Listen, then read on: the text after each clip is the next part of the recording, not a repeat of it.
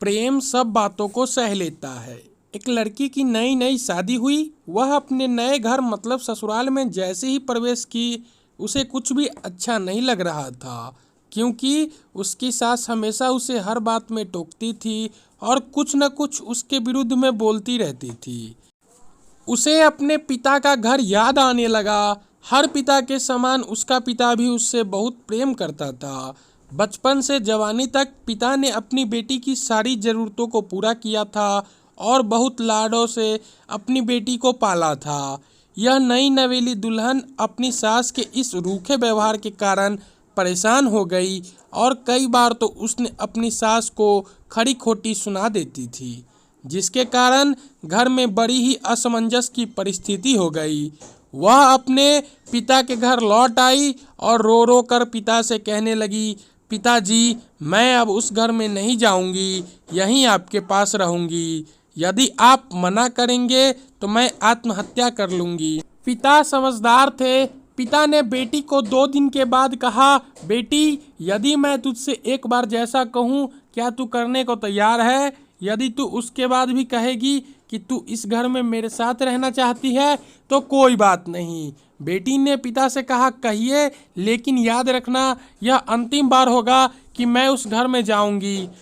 पिता ने कहा, वहां जाकर जैसे ही तुम्हारी सास तुम्हें कुछ बुरा भला कहने लगे, तुम अपने मुंह में एक कुल्ला पानी भर लेना और तब तक मुंह में पानी भरे रहना जब तक सासू माँ बोलना न बंद कर दे, और उसके बाद उस पानी के कुल्ले को नाली में थूक देना और फिर कुछ भी पलटकर मत कहना। बेटी को कुछ समझ में नहीं आया, लेकिन बेटी तैयार हो गई। बेटी ने ससुराल जाकर ऐसा ही किया। जब भी सासू माँ कुछ कहना शुरू करती, तुरंत बहू मुंह में पानी भर लेती और बहुत देर तक भरी रहती। धीरे धीरे कुछ ही दिन में सासू माँ का व्यवहार इस बहू के प्रति नम्र हो गया। वो सोचने लगी, कितनी अच्छी बहू है, पलटकर कोई जवाब नहीं देती और गुस्सा भी नहीं होती। अब वो उस बहू को बेटी कहने लगी और उसकी तारीफ करने लगी। कुछ दिन में सासू माँ का प्रेम भरा व्यवहार देखकर बहू भी अपनी सासू माँ को माँ के जैसे प्रेम करने लगी और दोनों खूब बातें करती, साथ साथ घूमने और मार्केट और खरीदारी करने जाती। कुछ दिनों के बाद इस लड़की का पिता अपनी बेटी से मिलने आया। घर के सभी लोगों ने पिता का खूब अतिथि सत्कार किया। फिर जब पिता अपने घर वापस जाने लगा, तब अपनी बेटी से कहा, बिटिया, चलो, यदि तुम मेरे साथ चलना चाहती हो तो अपना सामान पैक कर लो, हम वापस चलेंगे। तब बेटी ने कहा, नहीं, अब यही मेरा घर है।